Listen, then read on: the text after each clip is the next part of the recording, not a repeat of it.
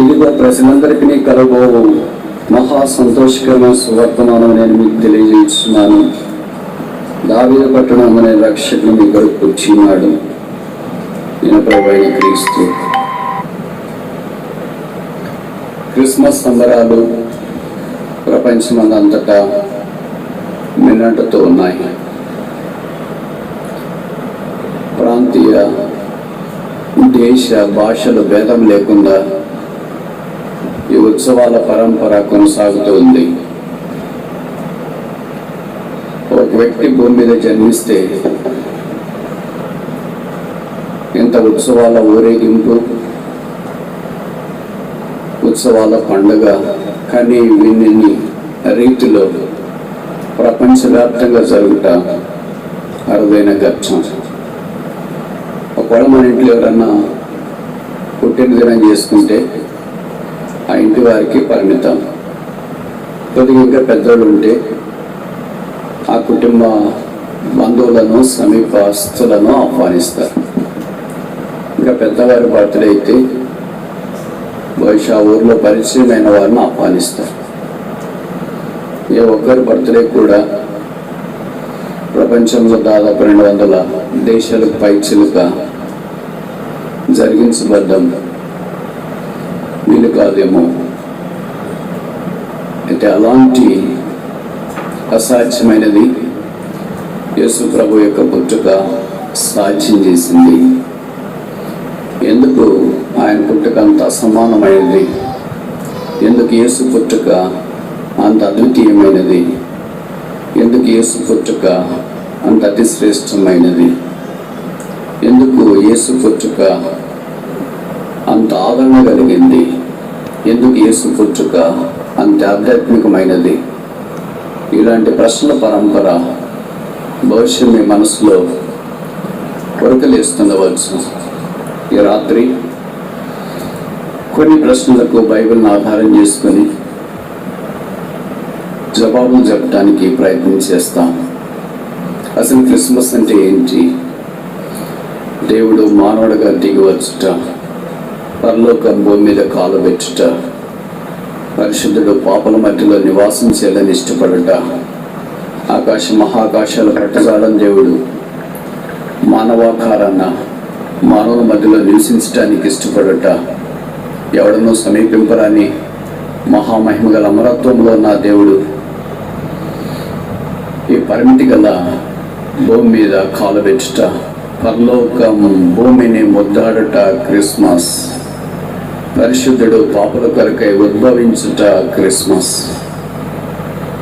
నీతి దుర్నీతితో జీవించటానికి భూమి మీదకి అడుగుపెట్టిన శుభ పర్వదినం క్రిస్మస్, దేవుని కృప మనుషుల ప్రత్యక్షమైన సందర్భం క్రిస్మస్, శాపాన్ని తొలగించడానికి ఆశీర్వాదం భూమి మీదకి అడుగుపెట్టిన పర్వదినం క్రిస్మస్, మరణాన్ని తీసివేయట కొరకై జీవం భూమి మీద కాలు పెట్టిన దినం క్రిస్మస్. అదే యేసు పుట్టుక, అదే లోకరక్షకుని ఈ భూమి మీదకి మానవాకారాన అవతరించుట. ఎందుకు దేవుడు మానవ మధ్యలోనికి వచ్చినాడు? మనుష్యుడు దేవుని ఎద్దకు వెళ్ళలేడా? చూడండి, 5 అడుగుల మనిషి ఆకాశం మహాకాశం పట్టసాలని దేవుని దగ్గరికి ఎలాగెళ్తాడు? కొన్నిసార్లు మనం కొంతమందితో మాట్లాడుతున్నప్పుడు వాళ్ళు చెప్తారు, మేము ఇందాకే దేవుని దగ్గరికి వెళ్ళేసి వచ్చామండి అంటారు. దేవుడు అంటే ఎవరు? బైబిల్లో దేవుని యొక్క వర్ణన విస్తారంగా చెప్పబడింది. దాంట్లో ఒకటి ఏంటంటే,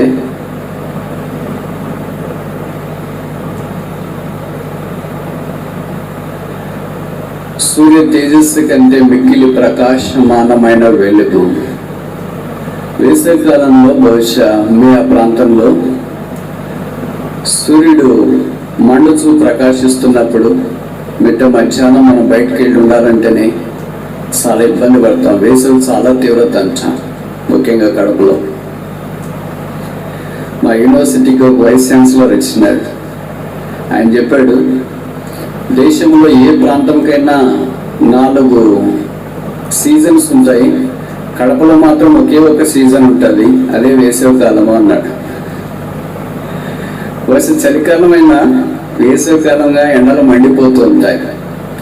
లేక సూర్య ప్రభావము ఎన్నో కోట్ల మైళ్ళ మానవ దృష్టికి లేదా భూమికి దూరంగా ఉంటేనే అంత తీవ్రంగా ఉంటే, ఒకవేళ ఆ సూర్యుడు ఇప్పుడు మన మధ్యలోకి వచ్చినాడు అనుకోండి, ఎంతమంది దేవుని చూస్తారు, ఎంతమంది సూర్యుని దగ్గరికి వెళ్తారు, ఎంతమంది సూర్యునితో మాట్లాడతారు? ఇది విచిత్రం కదా. 5 అడుగులు 6 అడుగులు ఉన్న మనిషి దేవుడి దగ్గరికి ఎలా వెళ్తాడు? మనుషుల ప్రయత్నాలు దేవుని దగ్గరికి తీసుకుని వెళ్ళలేవు, మనుషుని యొక్క కార్యక్రమాలు దేవుని చేరలేవు. మనుషుడు దేవుని వెతకాలని చేసే ప్రతి ప్రయత్నము కేవలం శూన్యము. అందుకే ఒక పండిత మహాశయుడు ఇలాగన్నాడు, man search for God is religion, God search for man is the gospel. There are many religions in this world, but only one gospel, the gospel of Jesus Christ.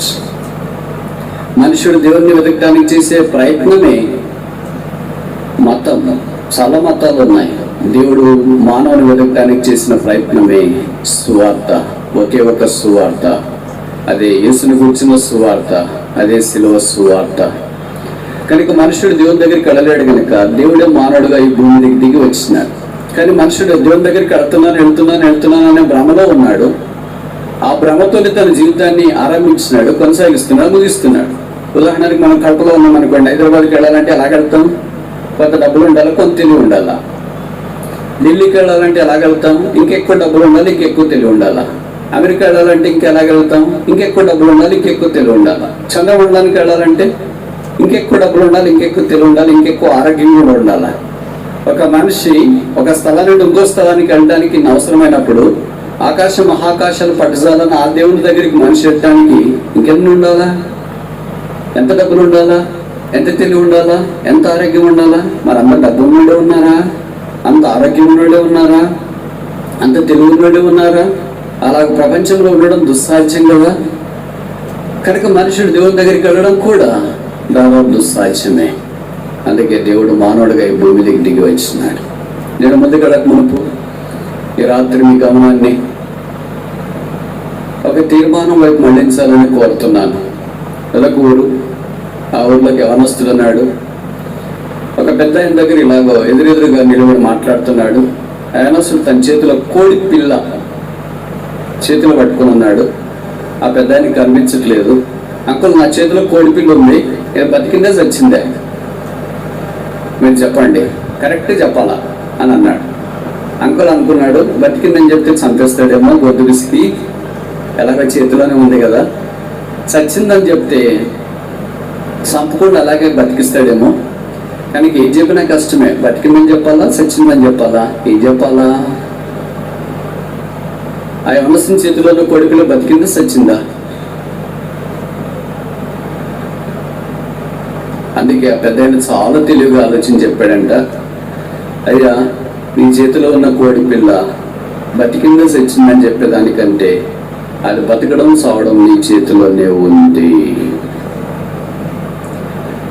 నువ్వు చంపాలనుకుంటే దాన్ని చంపవచ్చు, లేదా అలాగే బతికుండాలి అనుకుంటే బతకవచ్చు.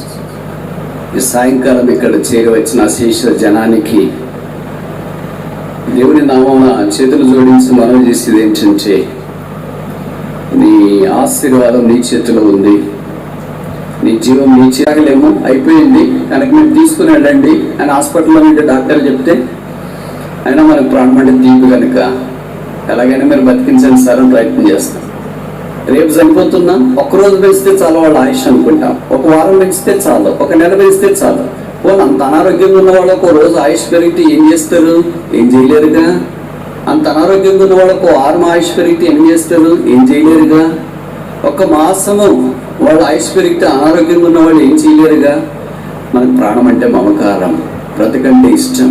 అందుకే బ్రతకటానికి ఈ భూమి మీద జన్మించిన, కానీ యేసు ప్రభు వారు చనిపోవటానికి ఈ భూమి మీదకి వచ్చిన 3.5 సంవత్సరాలు ఆయన పరిచయ ధర్మంలో మత్తయి సువార్త మొదలుకొని యోహాను సువార్త దాకా 30వ భాగమైన మరణాన్ని గురించి మాట్లాడినాడు.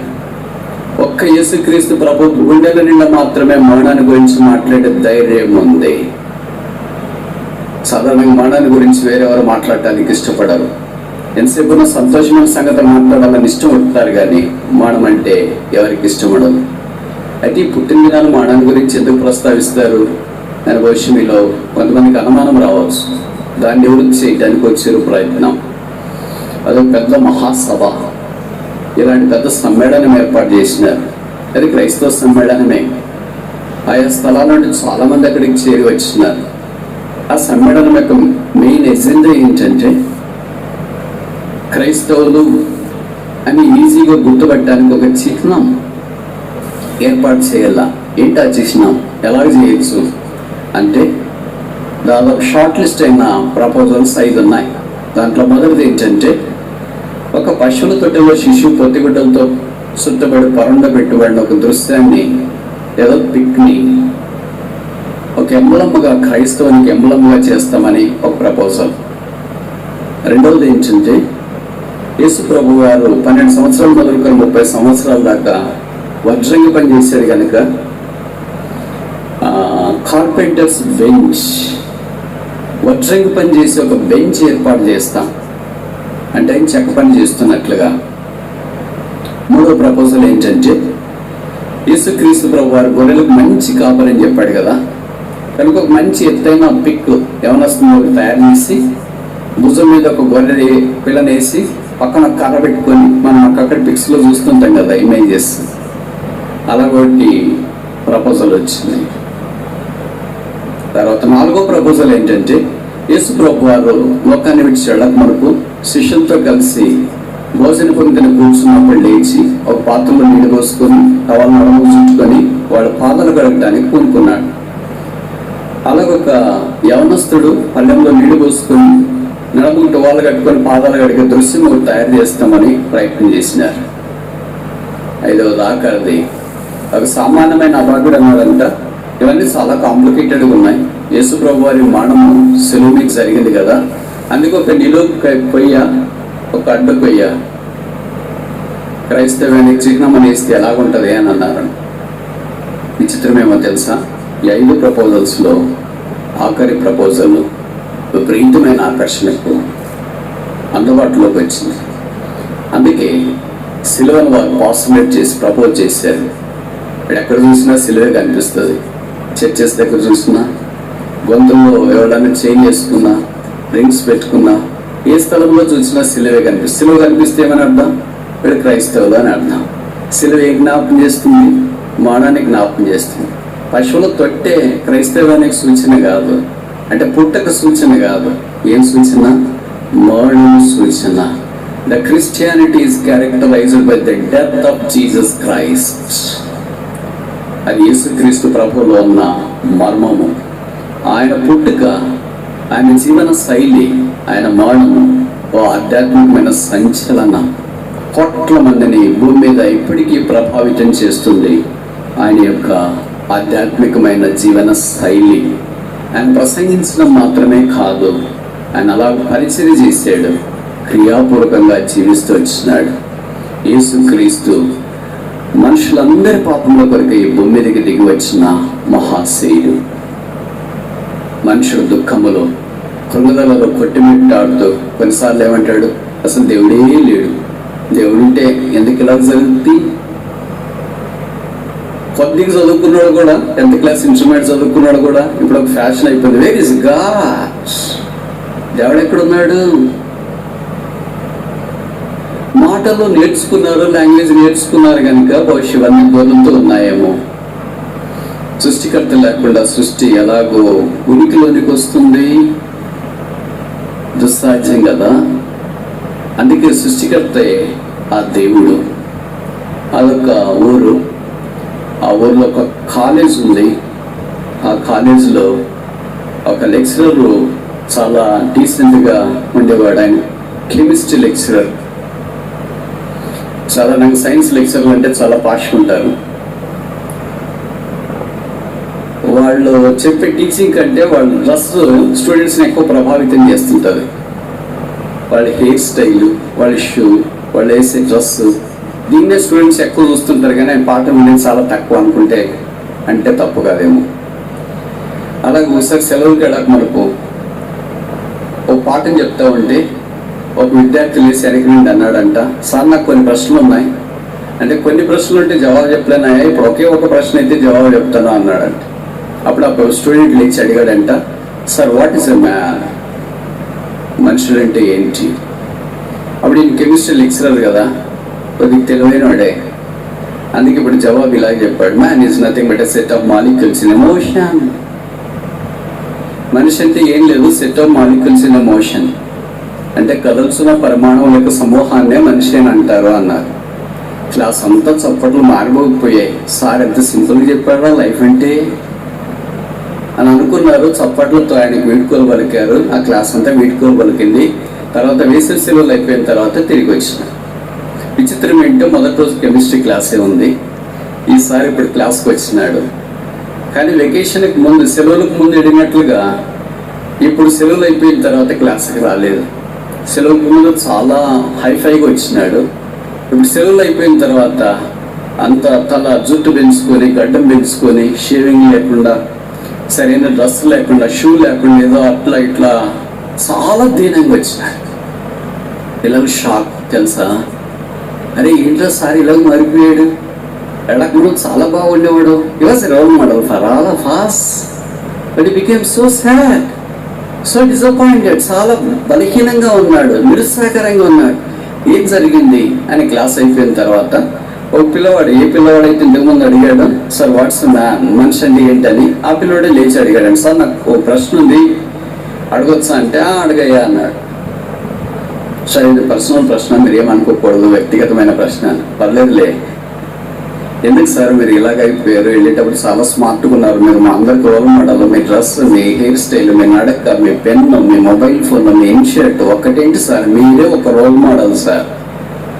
ఇప్పుడేమయ్యారయ్యా, ఏం చెప్పాలయ్యా నా బాధ, చెప్పటానికి వీలు కాదు. అయ్యో సార్ ఏం జరిగింది సార్, మీరు అంత మాట అంటే ఏం సార్, చెప్పండి సార్, మేమంటే హెల్ప్ చేస్తాము. కెమిస్ట్రీ క్లాస్ అంటే క్లాస్ రూమ్ నిండేటట్లు ఉంటుంది, అది చాలా సబ్జెక్ట్ కదా, ఎంత తేలిక చెప్పినా అంత కష్టంగా అర్థమైంది. అందుకని ఏం జరిగింది సార్, చెప్పండి సార్, చెప్పండి. ఏం చెప్పుకోలేదులే మీ దగ్గర, నేను వెళ్ళిపోతున్నాను సార్, ప్లీజ్ చెప్పండి సార్, మాకు ఇదే భయమైపోతుంది సార్ మీరు చెప్పకుండా పోతే అంటే. ఆయన అన్నాడంట, సెలవులో నా భార్య, ఊరికే చెప్తున్నా, కరోనాతో చనిపోయింది. అప్పుడు కరోనా లేదు.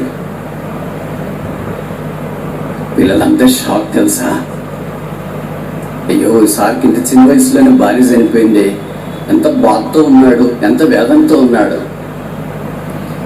అప్పుడు అదే పిల్లోడు అన్నాడు, సార్ దానికంటే ఎందుకు బాధపడతారు సార్, మీరే చెప్పారు కదా వాట్ ఈజ్ మ్యాన్ అంటే, man is nothing but a set of molecules in emotion అన్నారు. Why do you consider one more set of molecules in emotion? మనిషి అంటే set of molecules in emotion అని మీరే చెప్పారు కదా. చలనంలో ఉన్న పరమాణువుల యొక్క సమూహాన్నే మనిషి అని అంటారు కదా, భార్య చనిపోయింది అన్నారు కదా, ఇంకొక సెట్ ఆఫ్ మాలిక్యూల్స్ ని మీరు ఎందుకు పరిగణించుకోకూడదు? ఇప్పుడు ఆ కెమిస్ట్రీ టీచర్కి అర్థమైంది, భార్య అంటే it's not a set of molecules in emotions, is a part of his life.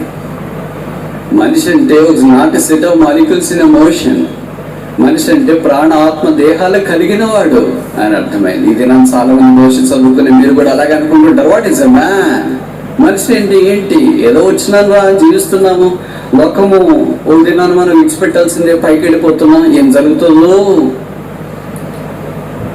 దేవుడి మనిషి విషయమే చాలా గొప్ప ప్రణాళిక కలిగి ఉన్నాడు. ఒక్కొక్క మనిషి కొరకు దేవుడు ఒక్కొక్క ఆలోచన చేసినది మానవ ఊహకు మించింది. మీరు ఎప్పుడైనా ఊహిస్తారా? దేవుడి దయ వల్ల నేను దాదాపు 60 దేశాలకు పైగా ప్రయాణం చేశాను. ప్రపంచంలో పేరునిగ్గన ఎయిర్పోర్ట్స్ ఉందా, వాటిలో కూడా వెళ్ళాను. మీకు తెలుసు కదా, మనకు దగ్గరలో దుబాయ్ ఇంటర్నేషనల్ ఎయిర్పోర్ట్ ఉంది. That is the most powerful traffic airport in Asia. ఆసియాలోనే ప్రసిద్ధి చెందిన ఎయిర్పోర్ట్లో అది ప్రముఖమైంది. ఇలాగ అమెరికాలో ఉన్నాయి, యూరోప్లో ఉన్నాయి, లండన్ ముఖ్యంగా. ఇలా కొన్ని పేరు దగ్గర 5 ఎయిర్పోర్ట్స్ ఉన్నాయి. ఆ ఎయిర్పోర్ట్స్లో దిగితే మనకు కనపడని, మనం చూడని దేశీయుడు ఉండడు. దాదాపు ప్రతి దేశీయుని మనం అక్కడ చూస్తాం. ఒకసారి అలాగే ఎయిర్పోర్ట్లో కూర్చొని చూస్తుంటే రకరకాల మనుషులు, ఒక 1000 మందిని మనం చూసాం 1000 దేశాలండి. వాళ్ళు ఏ ఇద్దరు కూడా ఒకే రకంగా నడవరు, ఏ ఇద్దరు కూడా ఒకే రకంగా ఉండరు, ఏ ఇద్దరు కూడా ఒకే రకంగా మాట్లాడరు, ఏ ఇద్దరు కూడా ఒకే రకంగా కళ్ళు ఉండవు, ఏ ఇద్దరు కూడా ఒకే రకంగా వెంట్రుకలు ఉండవు. ప్రతి ఒక్కళ్ళ మీద మనం ఎంతమంది చూసినా అంతమంది వేరుగా ఉంటాం. It's means there is not duplicity in the creation. అంటే సృష్టిలో నకిలీ లేదు. Every part of a human being is created by God by His own will and pleasure. మనిషి యొక్క ప్రతి భాగాన్ని దేవుడు తనకి ఇష్టమైన విధానంలో అందంగా తానే తయారు చేశాడు. దీనికి నకిలీ, xerox, photo copy, image, pic అసలు లేనే లేదు. Every man and woman is any creation in the sight of the Lord. దేవుడి దృష్టిలో ప్రతి మనుష్యుడు అసమానమైన సృష్టి. ఇప్పుడు చూడండి, మనకు ఒక చిన్న పరీక్ష పెట్టారు అనుకోండి. ఒక 5 నిమిషాల్లో మీకు నచ్చిన కూరగాయల పేర్లు చెప్పండి అంటే పాస్ అవుతాం, ఫెయిల్ అవుతాం. ఒక 5 నిమిషాల్లో మీకు నచ్చిన పండ్ల పేర్లు చెప్పాలంటే పాస్ అవుతాం, ఫెయిల్ అవుతాము. ఒక 5 నిమిషాల్లో మీకు నచ్చిన వ్యక్తుల పేర్లు చెప్పాలంటే పాస్ అవుతాం, ఫెయిల్ అవుతాము. నేను ఖచ్చితంగా చెప్పగలను, మనం అందరం మా టెస్ట్లో ఫెయిల్ అవుతాం. ఎందుకంటే మనకు తెలియకుండానే చెప్పింది రిపిటేషన్ వస్తుంది. ఇప్పుడు ఒక 5 జంతువుల పేర్లు చెప్పాలంటే, 5 పక్షుల పేర్లు చెప్పాలంటే, 5 ఫలాల పేర్లు చెప్పాలంటే, ఈ 5 నిమిషాల్లో చెప్పాలంటే చెప్పడం కుదరదు. అంటే there is a duplication in us. అయితే దేవుడిలో అలాంటిది లేదు.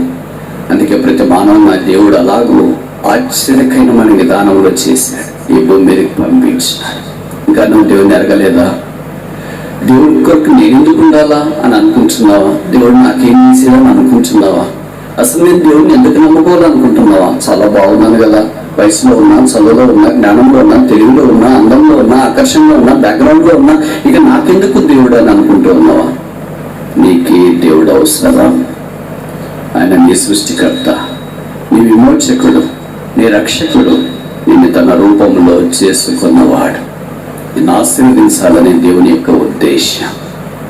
ప్రపంచ చరిత్రలో ఇలా దేవుడు అనుకుని తర్వాత దేవుడిని అంగీకరించి దేవుని ద్వారా ఆశీర్వాదం పొందిన వారు గొప్పలు. మీరు అనుమతిస్తే ఒక్క ఉదాహరణ చెప్పి ముందుకెళ్ళడానికి నేను ప్రయత్నం చేస్తాను.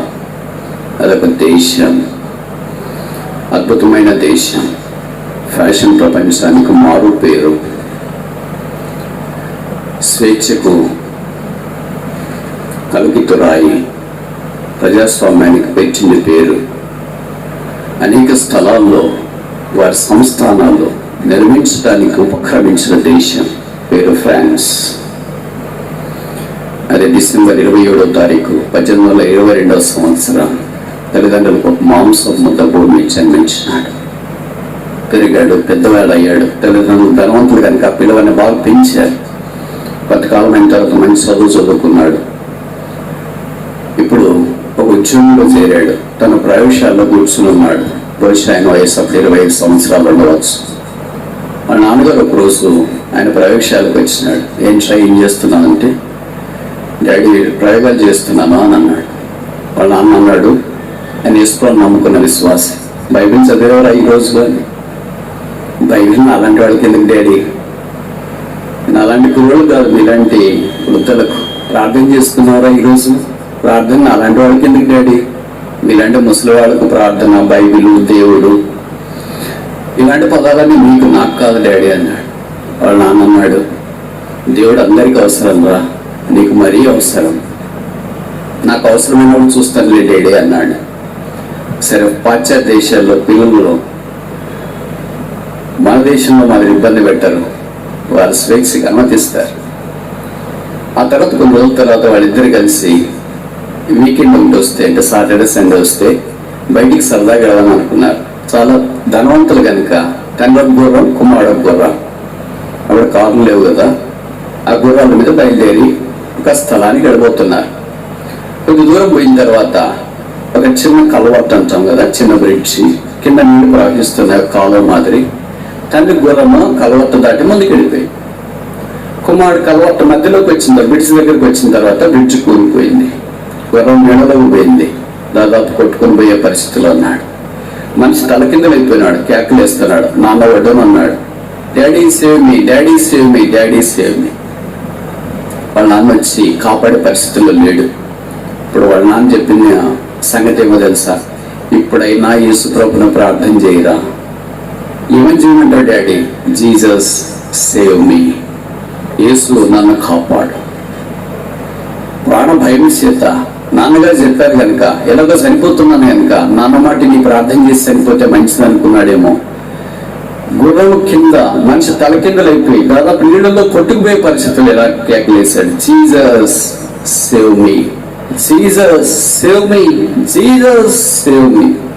ఇలా 3 సార్లు కేకలేసేటప్పటికి తనకు తెలియకుండానే అప్రయత్నంగానే గుర్రము ఆయన్ని తీసుకుని తన భుజం మీద వేసుకునింది, అంటే వీపు మీద.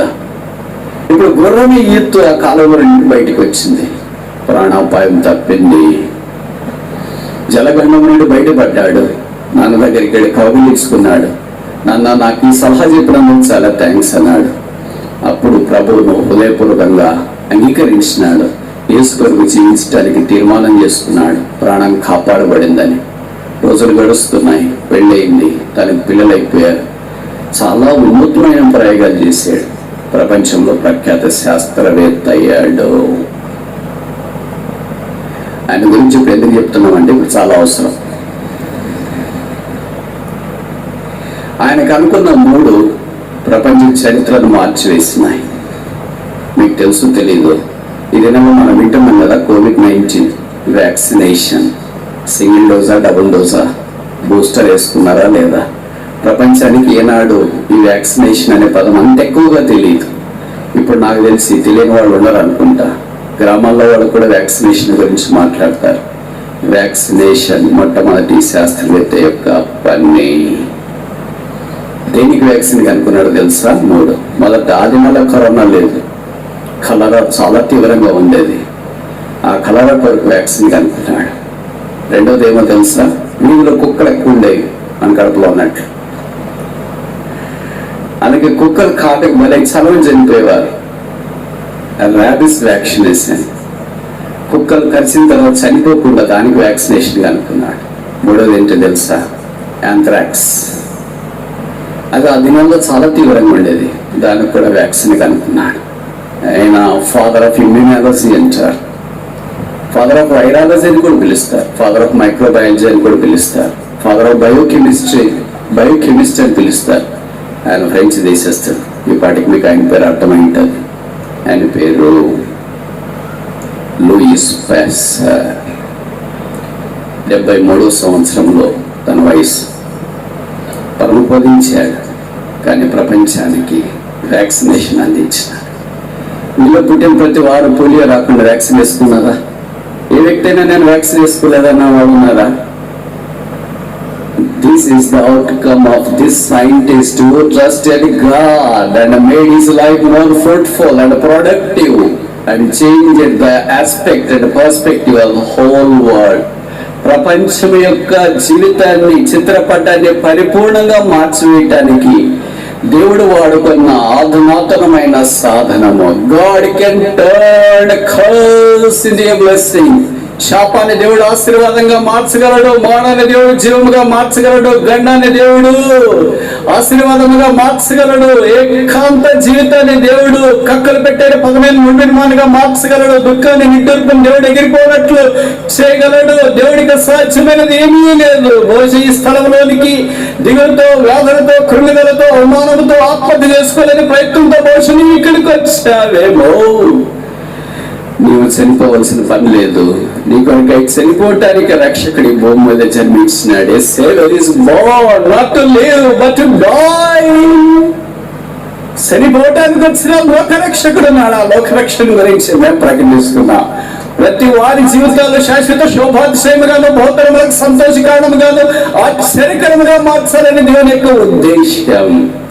దాని కొరకే దేవుడిని నీ భూమికి పంపించాడు.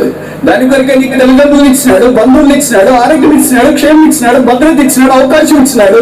ఈ దినాన ఆయన ప్రేమ సందేశం అనే వాక్యము నీకు అనుగ్రహించాడు. నీ జీవితం యొక్క విలువ కానీ పరమార్థం కానీ ఎప్పుడైనా గ్రహించినావా? దేవుడు నిన్ను ప్రేమిస్తున్నాడు.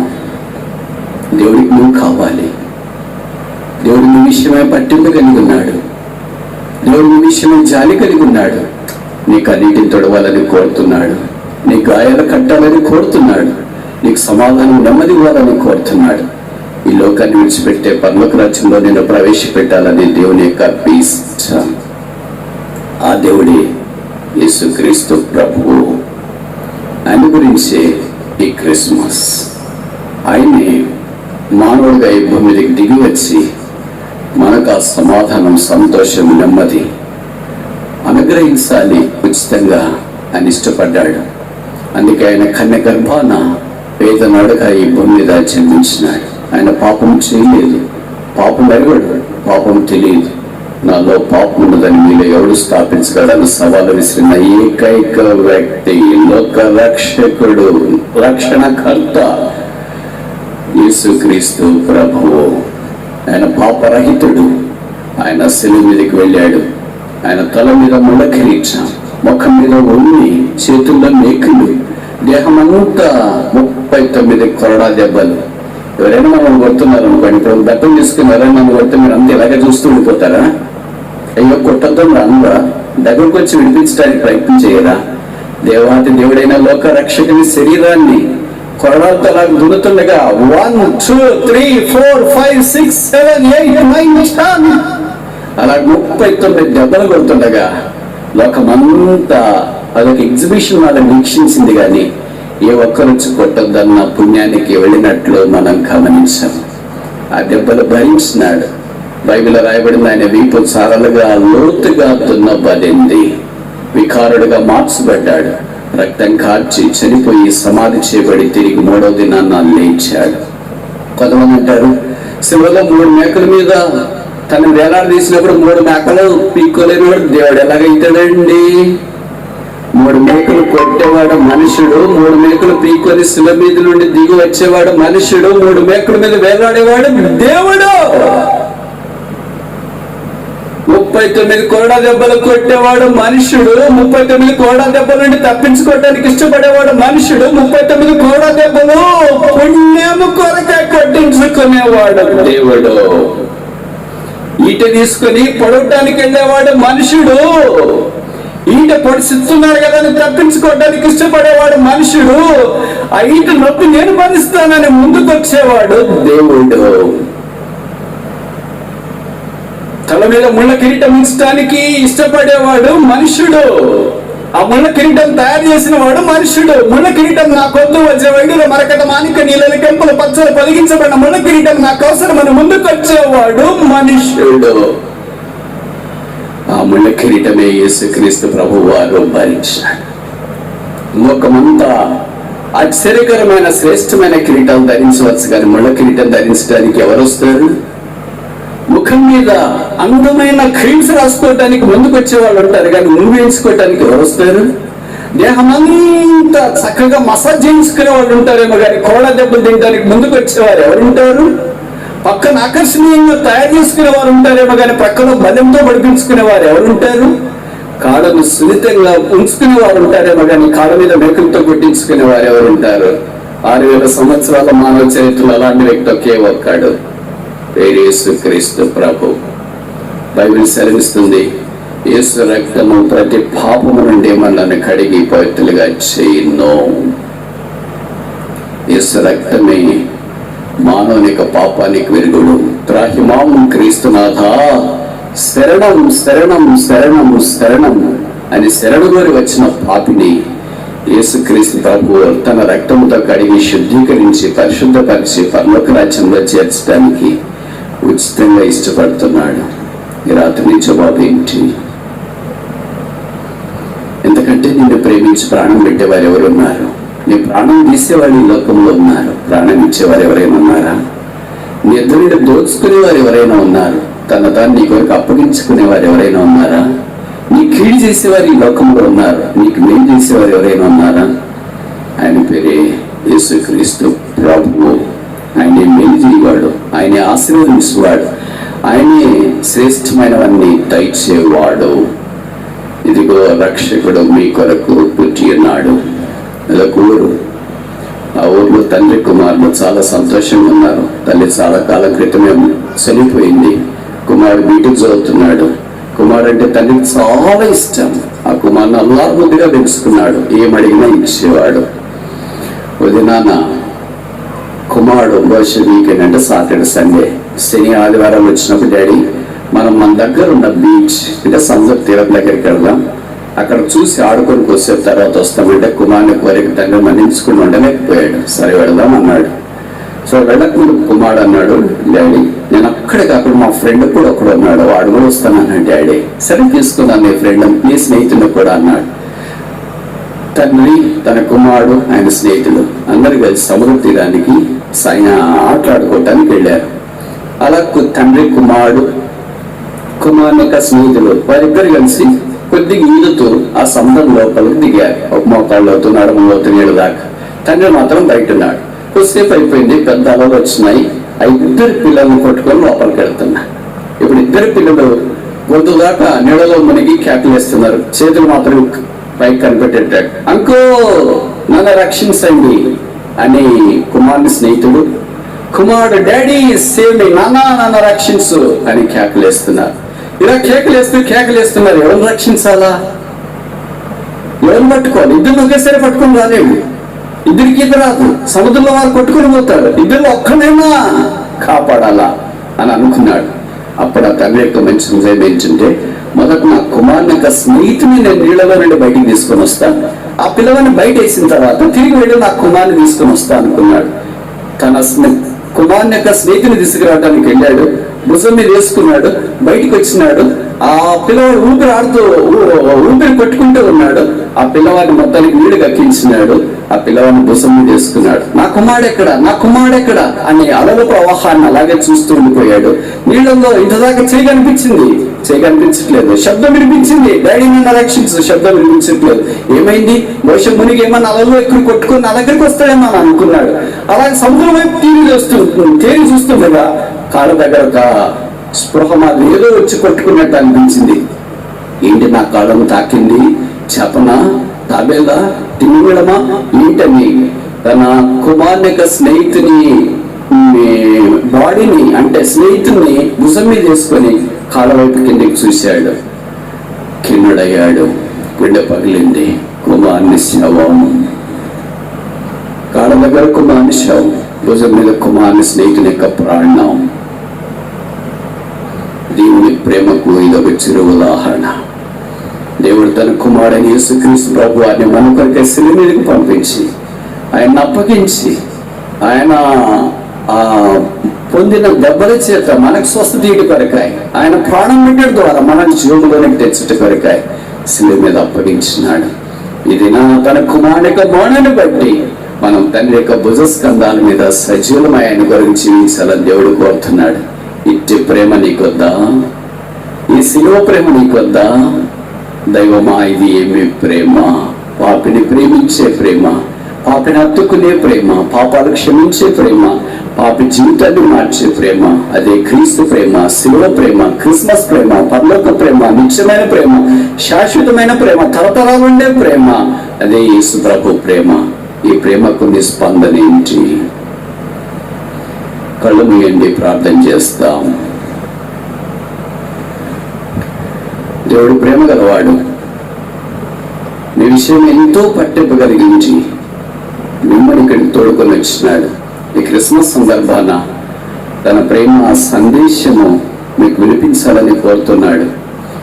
యేసు ప్రభు గురించి చాలాసార్లు విన్నావేమో, ఇలాంటి క్రిస్మస్ ఫెస్టివ్ చాలా అటెండ్ అయ్యావేమో, నీకు ఇవన్నీ పరిచయం తెలిసేమో, ఇంకా యేసు నీ హృదయంలో చేర్చుకోలేదేమో, యేసు ప్రభు యొక్క ప్రేమకు ఇంకా నువ్వు స్పందించలేదేమో, యేసు రక్తం చేత నువ్వు ఇంకా కడగబడలేదేమో. ఈ రాత్రి యేసు ప్రభు నిన్ను పిలుస్తున్నాడు. నీ శాపాన్ని ఆశీర్వాదంగా మార్చాలని కోరుతున్నాడు. నీ పాపాన్ని కడగాలని కోరుతున్నాడు. నీ రోగాన్ని బాగు చేయాలని కోరుతున్నాడు. నీ చీకటి వెలుగుగా చేయాలని కోరుతున్నాడు. నీ ఎరుకను విశాలం చేయాలని కోరుతున్నాడు. నీ మరణాన్ని జీవంగా చేయాలని ఇష్టపడుతున్నాడు. నిన్ను ఆశీర్వదించాలని దేవుడు కోరుతున్నాడు. నీకు ఇష్టమేనా? నీకు ఇష్టమైతే యేసు ప్రభువా, నేను పాపిని, నా కొరకే శిలువలో రక్తము కార్చి చనిపోయావు, నన్ను క్షమించుము, నా హృదయంలోనికి రా.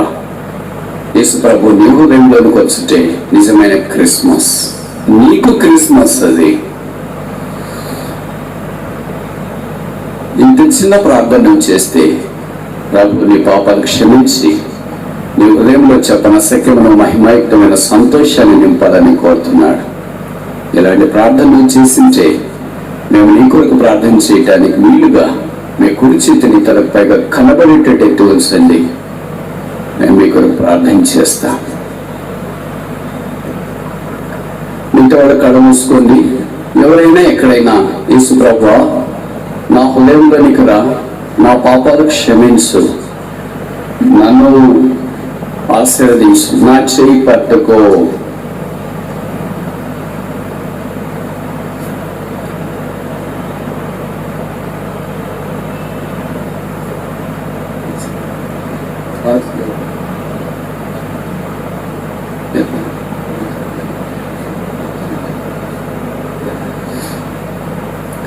యేసు ప్రభువా నేను పాపిని, నా పాపాలు క్షమించు, నా జీవితాన్ని మార్చు అని మీ మనసులో ప్రార్థన చేసుకొని మేము కూడా మీకు ప్రార్థన చేయాలని మీరు ఇష్టపడితే మీ కుడి చేతిని తలకు పైగా కనపడేటట్టు ఉంచండి.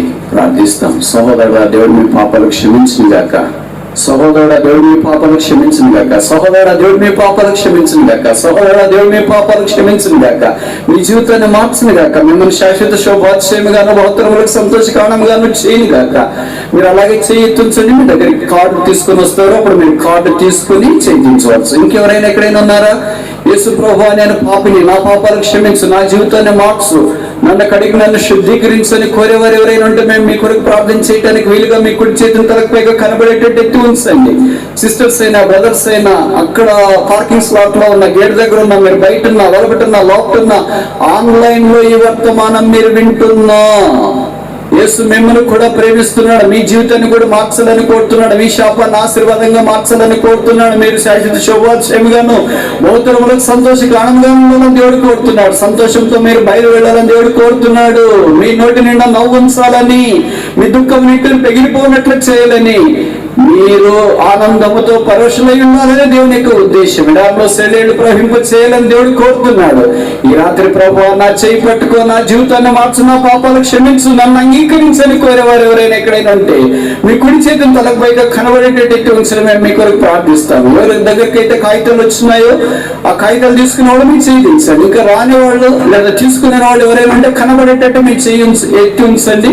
మీ దగ్గరికి పేపర్ తీసుకుని వచ్చిన తర్వాత మీరు పేపర్ తీసుకున్న తర్వాత మీ చేయించవచ్చు. ఇంకెవరైనా ఎక్కడైనా ఉన్నారా? ఎవరైనా ఎక్కడైనా ఉన్నారా? ఇంకా ఎవరైనా ఈ దినం నీ కొరకే, ఏర్పాటు నీ కొరకే, క్రిస్మస్ నీ కొరకే, ప్రయాస నీ కొరకే, ప్రార్థన నీ కొరకే, ఈ రక్షకుడు నీ కొరకే, ఈ శిలువ నీ కొరకే, ఈ యేసు ప్రభు రక్తం నీ కొరకే, ఈ విమోచన నీ కొరకే, ఈ రక్షణానందం నీ కొరకే, ఈ పనులకు భాగ్యము నీ కొరకే, ఈ జీవితము నీ కొరకే, ఈ సమాధానం నీ కొరకే, ఈ నెమ్మది నీ కొరకే, చెప్పన సఖ్యములో మహిమాయుక్తమైన సంతోషం నీ కొరకే, శాశ్వత శోభాతిశయం నీ కొరకే, దుఃఖం నీటిని పెగిలిపోవాలన్నట్టు చేయాలని దేవుని యొక్క కోరిక నీ కొరకే. ఈ రాత్రికి ఎవరైనా ఎక్కడైనా ఉన్నారా? ప్రభువా నా హృదయంలోనికి రా, నాకు సమాధానం కలిగించు, నాకు నెమ్మది కలిగించు, నన్ను ఆదరించు. సోదరి దేవుడు మీ పాపాలు క్షమించను గాక, మీ జీవితాన్ని మార్చును గాక, మీ ఎడారి జీవితాన్ని ఆయన నీటి ఊటగా మార్చును గాక, సెలయేళ్ళు ప్రవహించును గాక. ఇంకెవరైనా ఎక్కడైనా ఉన్నారా? ఇంకా ఎవరైనా యేసు ప్రభువా నా హృదయంలోనికి రా, నా పాపాలు క్షమించు, నా జీవితాన్ని మార్చని కోరేవారు ఉంటే మేము మీ కొరకు ప్రార్థన చేయడానికి వీలుగా మీ కుడి చేతిని తలకు పైగా కనబడేటట్టు ఎత్తి ఉంచండి. ఎవరైనా ఇంకెక్కడైనా ఉన్నారా? ఇంకెవరైనా ఎక్కడైనా ఉన్నారా? సోదరి దేవుడు మిమ్మల్ని ఖండించను గాక, మీ పేరు గొర్రెపిల్ల జీవ గ్రంథంలో రాయను గాక, యేసు ప్రభు రక్తం మీ పాపములన్నింటినీ కడిగి పరిశుద్ధపరచును గాక, మీరు సమాధానంతో నింపబడతారు గాక, చెప్పన సఖ్యమును మహిమాయుక్తమైన సంతోషం దావానంలో మీ హృదయంలోనికి వ్యాపించును గాక. ఇంకెవరైనా ఎక్కడైనా ఉన్నారా? ఎవరైనా ఎక్కడైనా? యేసు ప్రభువా నా హృదయంలోనికి రా. ఈ చిన్న ప్రార్థన నీదైతే మేము నీ కొరకు ప్రార్థన చేయడానికి వీలుగా మీ కుడి చేతిని కనబడేటట్టు ఉంచండి. ఇంకెవరైనా? మనం చివరిసారి అడుగుతున్నాం. ఎవరైనా ఎక్కడైనా ఉన్నారా? యేసు ప్రభువును సొంత రక్షగా అంగీకరించడానికి తీర్మానం చేసుకుని ప్రార్థన సహాయం కోరి మీ చేతి చూపిన మిమ్మల్ని యేసు ప్రభు నామమును అభినందిస్తున్నా. దేవుడు మీ తీర్మానాన్ని ఆమోదించి అంగీకరించి ఆమోదించినట్లుగా మేము ప్రార్థిస్తాం. మీకు ఇవ్వని పేపర్లో మీకు ఇష్టమైతే మీ పేరు, మీ పూర్తి అడ్రస్ తప్పు రాయకుండా రాసి మాకు ఇవ్వండి. మేము మీ కొరకు ప్రార్థిస్తాం. అది కేవలం మీ కొరకు ప్రార్థన చేయడానికి మాత్రమే సహాయకరంగా ఉంటుందనే పేపర్ మీ కొరకు ఇవ్వబడింది. మీకు ఆ పేపర్లో మీ అడ్రస్, మీ పూర్తి వివరాలు రాయడం అభ్యంతరకరంగా ఉంటే దయచేసి మీరు మానివేయవచ్చు. అలాగేం అభ్యంతరం లేదు. మా కొరకు మీరు ప్రార్థన చేయమని మీరు కోరితే ఖచ్చితంగా కరెక్ట్గా మీ పేరు, మీ అడ్రస్ పూర్తిగా రాసి బ్రదర్స్కి, సిస్టర్స్కి ఇవ్వండి. ఆ తర్వాత మీ ఇంటికి వెళ్ళిన తర్వాత బైబిల్ క్రమంగా చదవండి, ప్రభు క్రమంగా ప్రార్థన చేయండి. మీకు అందుబాటులో ఉన్న దేవుని మందిరానికి క్రమంగా వెళ్ళండి. దేవుని ఆశీర్వాదం పొందండి. మీ అందరికీ క్రిస్మస్ మరియు నూతన సంవత్సర శుభాకాంక్షలు. దేవుడు మనందరిని ఆశీర్వదించి దీవించును గాక.